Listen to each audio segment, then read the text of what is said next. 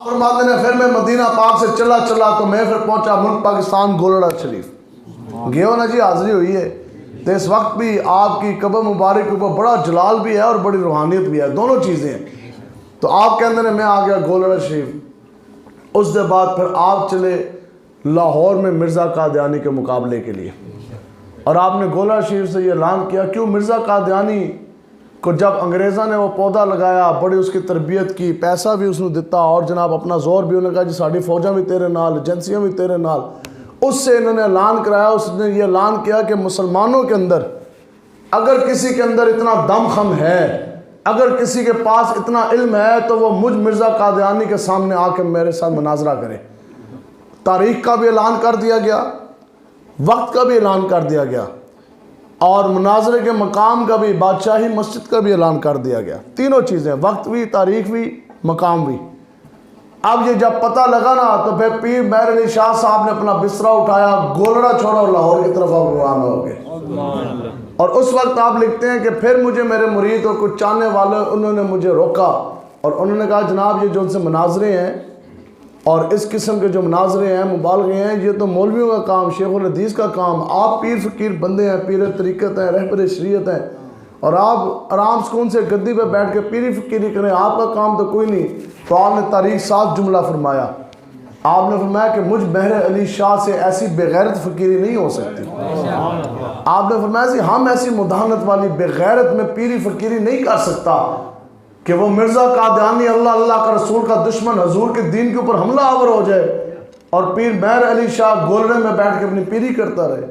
اور پھر آپ چلے تو حضرت امیر المجاہدین صاحب رحمۃ اللہ تعالیٰ علیہ، آپ پھر ایک بات ہمیں فرماتے تھے، آپ نے تربیت فرمائی، آپ فرمایا کرتے تھے پھر اس وقت کی ایجنسی، اس وقت کی سی آئی ڈی میں آپ کا ایک مرید تھا، وہ آپ کو ملا اور اس نے آپ کو کہا کہ جناب وہ انگریزوں کا لگایا ہوا فتنہ اور پودا ہے، پوری انگریز فوج بھی، پوری جناب انگریز کے جو سرکار ہے وہ بھی، تمام ایجنسیاں آپ ان کی ہٹ لسٹ پر ہیں، تو آپ نہ جائیں۔ آپ نے فرمایا کیوں؟ انہوں نے کہا جناب یا تو وہ آپ کو شہید کروا دیں گے، یا انہوں نے آپ کو جیل میں ڈال دینا، یا ہمیشہ کے لیے انہوں نے آپ کو ملک بدر کر دینا۔ تو پیر مہر علی شاہ صاحب نے آسمان کی طرف دیکھا اور آپ مسکرائے اور نے کہا یہ تو تمہاری ایجنسیوں کی رپورٹ ہے، اللہ نے مجھ مہر علی کا تو اپنا مقام کچھ اور ہی لکھا۔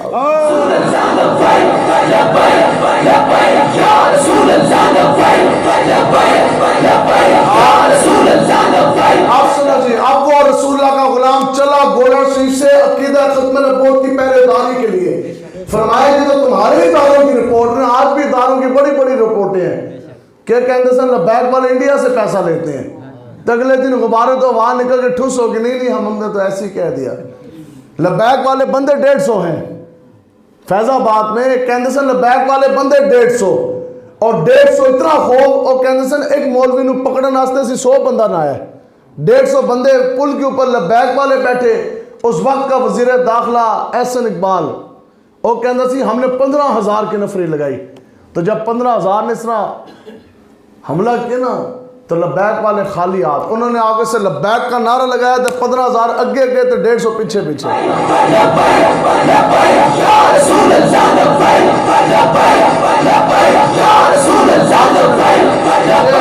یہ پاور ہے نا عشق مصطفیٰ کی، انسان کے اندر تو کوئی پاور نہیں، خالی ہاتھ بندہ ہے تو کلیشن کوف والے دیکھ کے کس طرح نس جان، لیکن یہ چبر و قہر نہیں، یہ عشق و مستی۔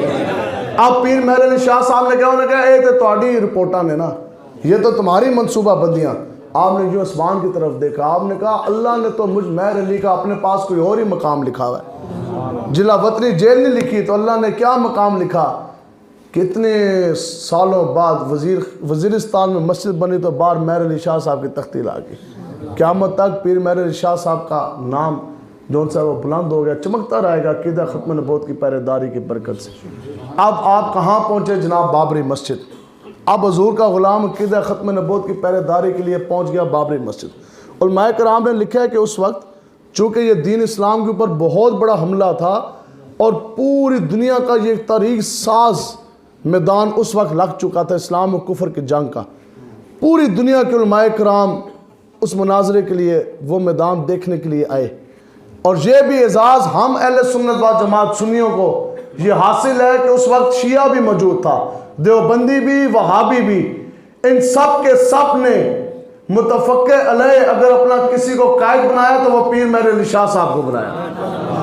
میدان جدو لگے انہوں نے کہا جناب آپ تمام مسلمانوں کی ترجمانی کریں گے پیر مہر علی شاہ صاحب. اب آپ جناب آگے آئے اور آپ نے تب پھر اعلان کیا. آپ نے فرمایا کہ جاؤ مرزا قادیانی کو میرا اعلان سنا دو کہ میں محمد عربی کا اتنا سا غلام آ گیا حضور کے عقیدہ ختم نبوت کی پہرے داری. اور پوچھو وہ کیا کہتا ہے. تو وہاں سے پیغام آیا کہ مرزا قادیانی کا یہ دعویٰ ہے. مناظرے کا دعویٰ ایسی دعویٰ دائر کیا جاتا ہے نا مناظرے سے پہلے. اس دا مناظرے کا دعویٰ ایسی کہ مسلمانوں کا کوئی مولوی کوئی پیر میرے سامنے آئے, میں بھی سورہ فاتح کی تفسیر لکھوں گا, وہ بھی بیٹھ کے سورہ فاتح کی تفسیر لکھے. پھر ایک سائڈ پہ علماء کا چیک کرنے والا بورڈ ایک جیوری بیٹھی ہو, وہ ہم دونوں کی لکھی ہوئی تفسیر چیک کرے, پھر ہم دونوں کو نمبر دے. جس کے نمبر زیادہ ہوئے وہ مقابلہ جیت جائے گا, وہ فاتح قرار پائے گا. پھر مہر علی شاہ صاحب نے جدو پتہ لگا, ہم نے فرمایا یار یہ بھی کوئی مقابلہ ہے.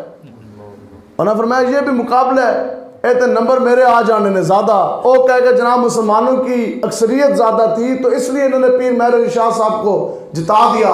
آپ نے فرمایا بات ہے عقیدہ ختم نبوت کی. آپ نے فرمایا مقابلہ ایسا نہیں ہوگا, مقابلہ ایسا ہوگا کہ قیامت تک دودھ پیتے بچے کو بھی پتہ لگے گا کہ عقیدہ ختم نبوت کا میدان لگا تھا. گھوڑے سے حضور کا کوئی غلام مہر علی آیا تھا اور مرزا قادیانی کا جو پودا وہ جڑ سے اکھاڑ کے وہ پھینک کے گیا.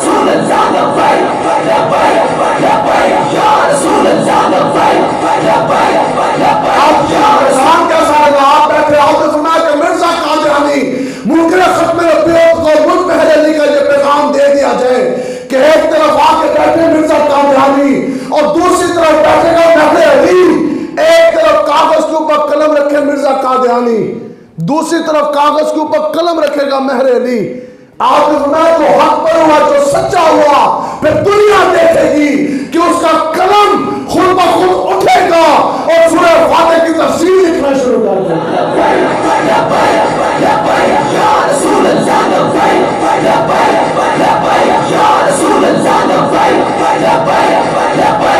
سنو جی, یہ ہے اس کے مصطفیٰ کی پاور. آپ نے فرمایا مقابلہ یہ ہوگا کہ کاغذ کے اوپر مہر علی اس طرح اپنا قلم رکھ دے گا, وہ بھی آ کے رکھ دے, تو جو حق پر ہوا جو سچا ہوا اس کا قلم خود بخود اٹھ کر سورہ فاتح کی تفسیر لکھنا شروع کر دے گا. سمجھیں جی. تو پھر کوئی بعد میں بندہ آ گیا اور اس نے کہا جناب اتنا بڑا دعویٰ, مرزا قادیانی تو جھوٹا تھا, کذاب, وہ تو بھاگ گیا, اس نے آنا نہیں تھا. تو شورش کشمیری نے کمال کی بات لکھی. وہ کہتا ہے کہ اس دن پیر صاحب کے چہرے کے اوپر تاریخی جلال تھا. تو آپ جب اس طرح بیٹھے کوئی بندہ آگے اس نے کہا جناب آپ نے اتنا بڑا دعویٰ کیا, اگر وہ منکر ختم نبوت مرزا قادیانی آپ کے مقابلے میں آ جاتا, آپ قلم جو سے وہ کاغذ کے اوپر رکھتے اور اگر آپ کا قلم نہ چلتا. آپ نے فرمایا تم تو مجھے کوئی پاگل جھلے دیوانے لگتے ہو.